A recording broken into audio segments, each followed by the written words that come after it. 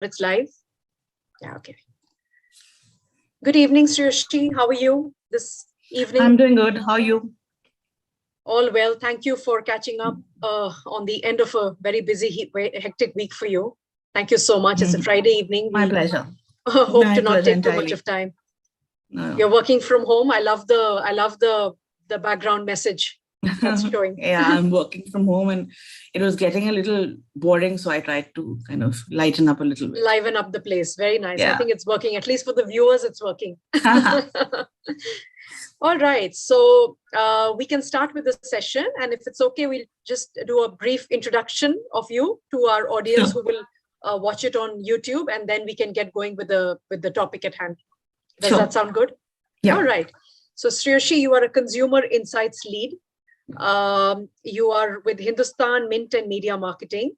You're a seasoned consumer insights professional with 20 plus years of experience in the business of diagnosing consumer behavior and partnering with marketeers in their journey to build stronger brands.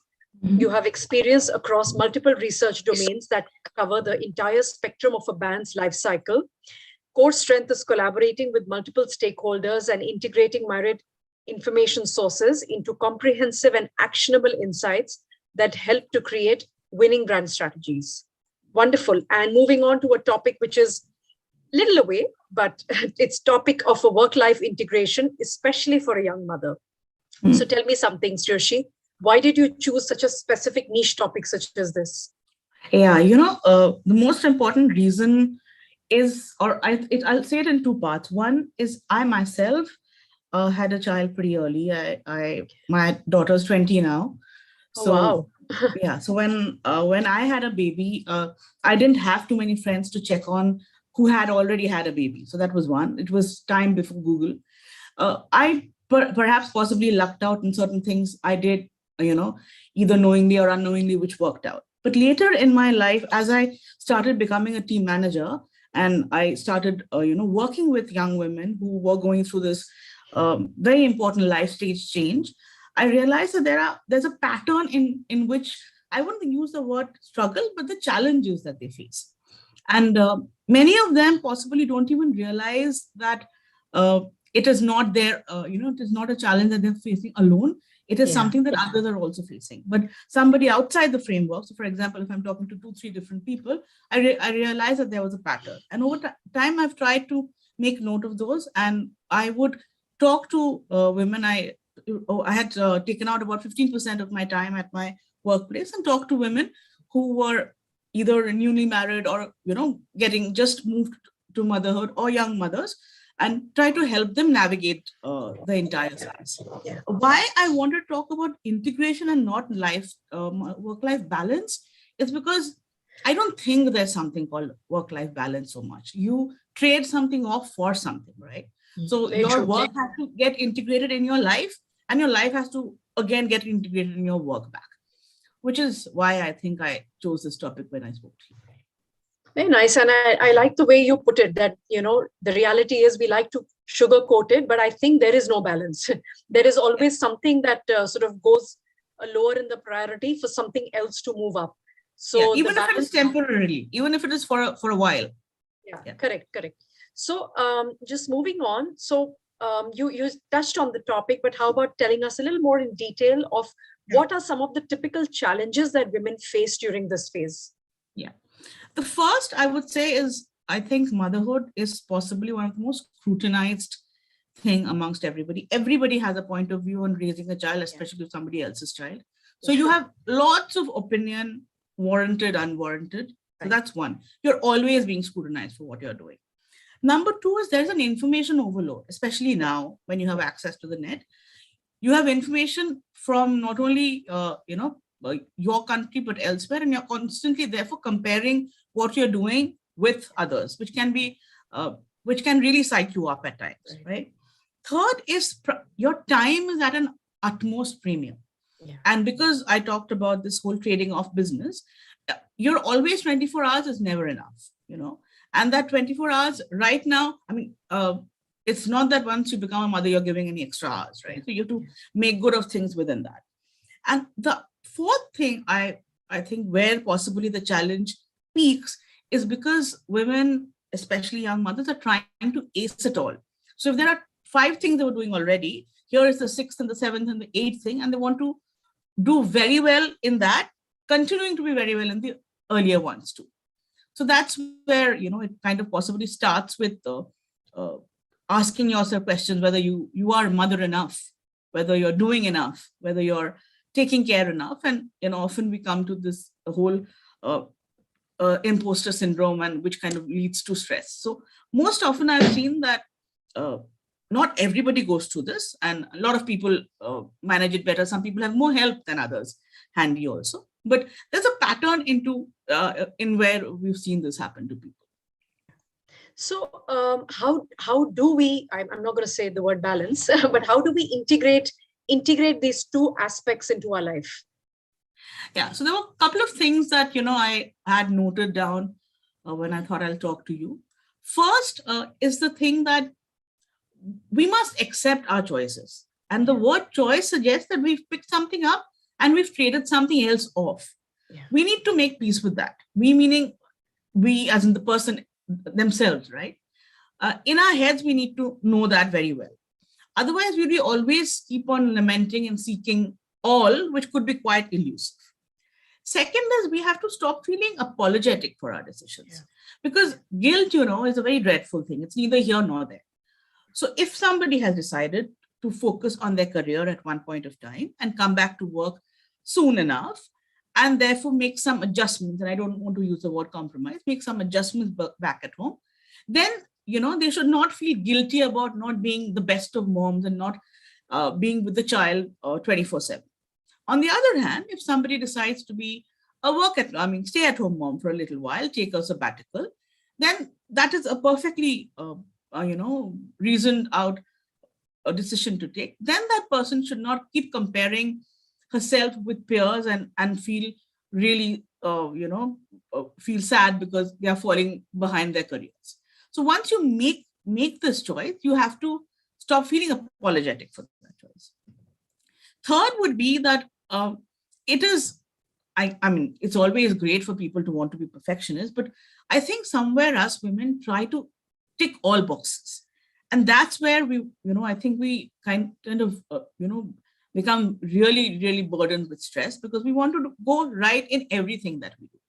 And not only are people, and when I say people, I don't mean people around you, but general society is looking at you in terms with scrutiny. We also put ourselves under a lot of scrutiny.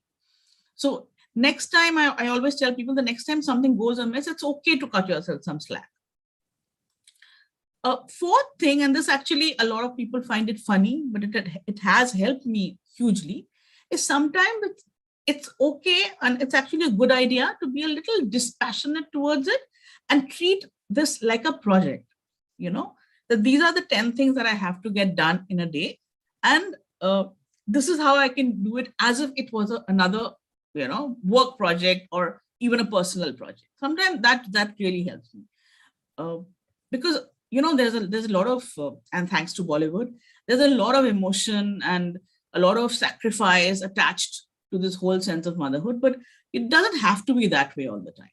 And I think somewhere we don't realize it, but because we kind of do a lot of things which are sacrificial for our children, what happens is willy-nilly, even if you might not express it, you are, you're subduing something.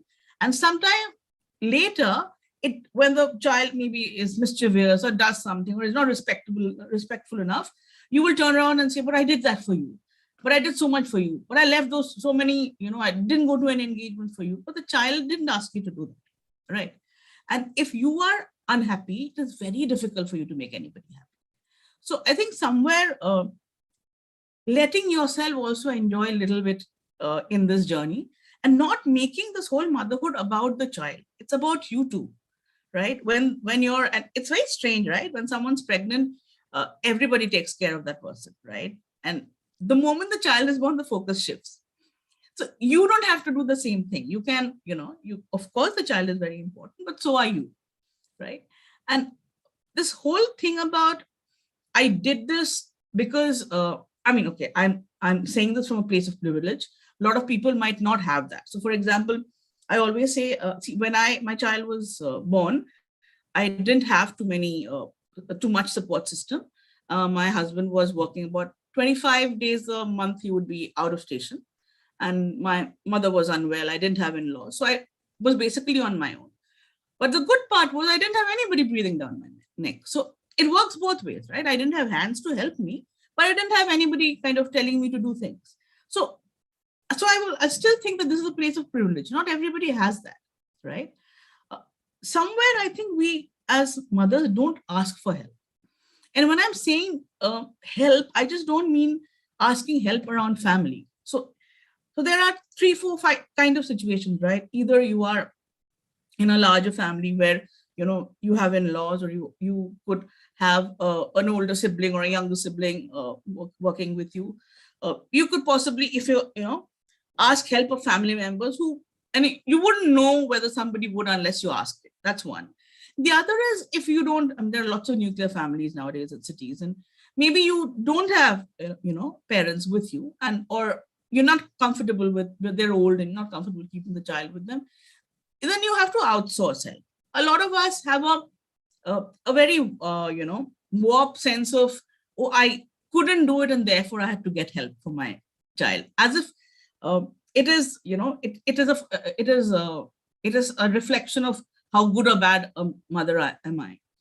So that, I think, it's important to kind of make those choices and ask for help and be comfortable in the fact that you made that choice, which I think is most important. And also, the one that I said earlier, you have to give yourself, I'm not saying that be selfish, but you have to also put the attention on yourself, because you like it or not, if you aren't happy, then it is going to be reflected definitely, and the child will be the first one to pick it up.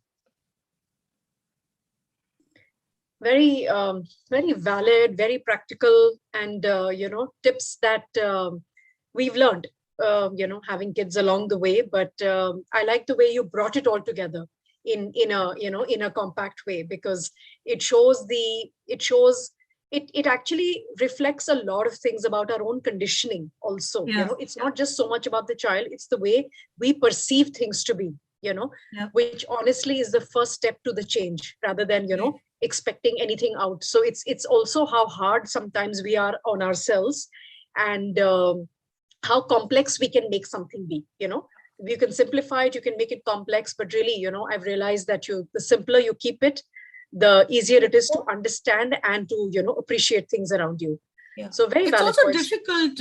difficult, Divya, because see, there are two people who got into parenthood, right? You're not seeing so many changes in the father's life. I mean, we have paternity leaves in a lot of places, but his actual life does not change much, right? I mean, no, that's no fault of his, but it doesn't change.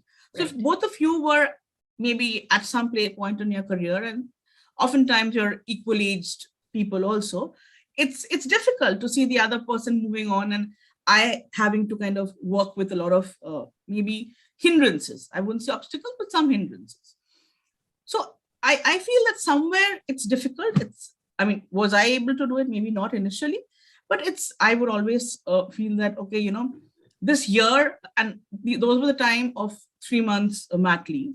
And I always used to think that, if I don't get back first, somebody would get those projects and pick those things up, but it doesn't happen like that. Correct. But even if somebody decides to take a sabbatical, I'm saying that milestone happen at different points of time in different people's life. We unnecessarily, again, I'm saying that with no harm meant, that sometimes we compare ourselves with peers, but their life stages and their milestones could be different at a different time.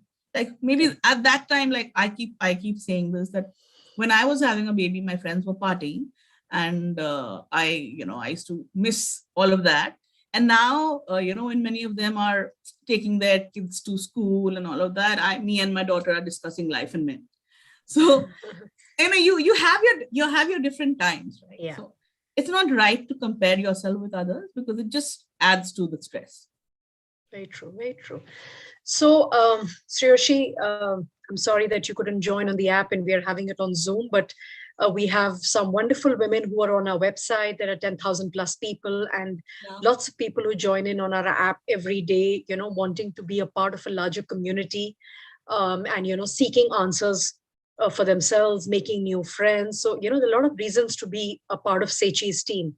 And as somebody who's been there, done that, and, have a wealth of experience from parenting to, to career, to a lot of things, is there an advice you'd like to offer the women in general, especially who are dealing with, career, relationships, stuff like that? Yeah, this is something that I didn't do. And I wish, I would like to say this to the 25-year-old me, that you need to pause and reflect. And when I say pause and reflect, is not to have a very, profound epiphany or something. But what happens is sometimes we are just running from one milestone to the other. We don't look around ourselves a lot. And actually, if we just connected with others, so it's wonderful that you have this community, because what I'm talking about will resonate with 20 other people, because they've had children at early ages, right? Some are going to have now, or planning to have now. So if you can, we can have communities where each of us can talk to each other, and not in a way of teaching, just in a way of sharing, then the first thing that you realize that you're not alone. Your problems are not your alone. And in amongst everybody, some solution will emerge. Yeah. So I think the best advice, or the best suggestion that I could give people, is to keep connecting more, and keep sharing without feeling that you will be judged. Yeah. Because it's very rare that one gets such a safe place where you can talk about your struggles, and you can also immediately resonate with others who are talking about their struggles. Correct. So that's what I would like to say. So be open, share, and listen to other people's challenges, share their own, and I think collectively we can solve a lot of problems. Thank you so much, Sreyoshi. I think you've pretty much summarized, what Sechi's is all about, and it's a place where you can be safe, and you can talk and not be judged. That's the whole intent of our community, and we'd love to have you again, Sreyoshi, if time permits. Thank you if so your much. time permits, I'm thrilled to be a part of this. Thank you so much. Thank you for your time today. Thank you so much.